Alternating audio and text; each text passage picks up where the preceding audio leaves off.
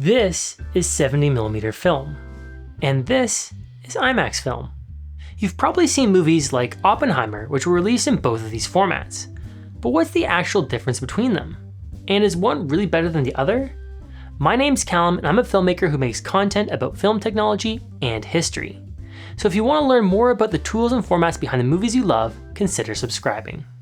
In this video, I'm going to compare these formats side by side to see the difference. Let's get started. First, we're going to start with 70mm film. It's 70mm across and 5 perforations high. Perforations, also known as perfs, refers to these sprockets on the sides which are used to move the film through a camera or projector.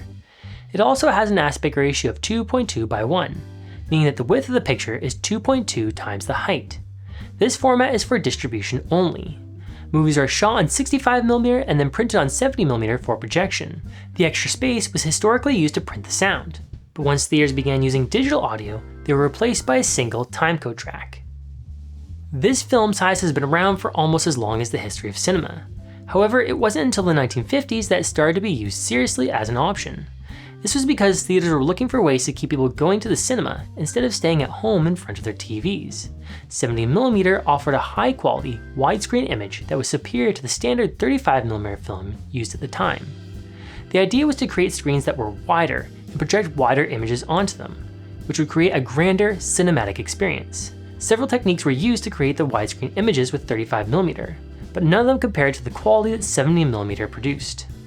Next, we'll take a look at IMAX. It's both a production and distribution format. Movies shot this way use film. This shows up on movie posters as shot with IMAX. There are currently no digital versions of these cameras. Instead, they use approved digital cameras from other companies. These show up on posters as shot for IMAX.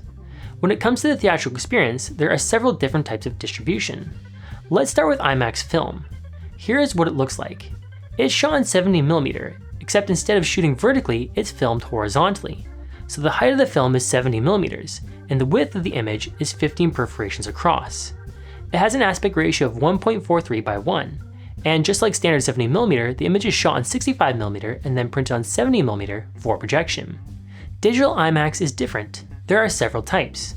These are Digital Xenon, which is a 2K image with the capability of showing a 1.9 by 1 aspect ratio at its maximum. Then there's IMAX with laser, which has a 4K resolution and also a 1.9 by 1 aspect ratio at its largest. And finally, there's IMAX GT Laser, which uses dual 4K laser projectors.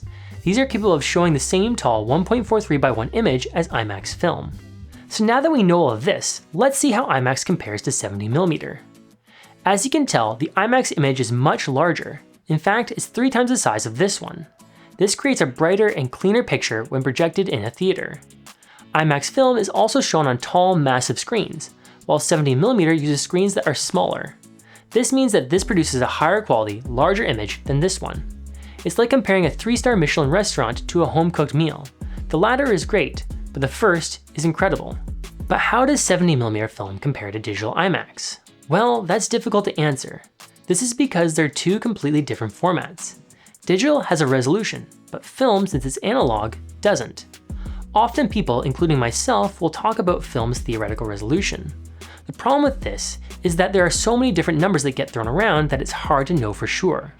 So what it really comes down to is personal taste.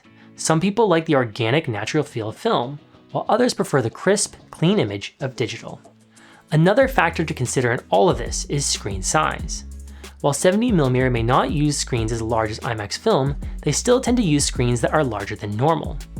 4K IMAX with laser and 2K Digital Xenon are also projected on screens that are a little larger than average. But there are no standards for any of these, so the actual size comes down to each individual theater. But with 4K IMAX GT laser and its dual projectors, there is a difference. These are capable of projecting on the same massive screens that IMAX film uses.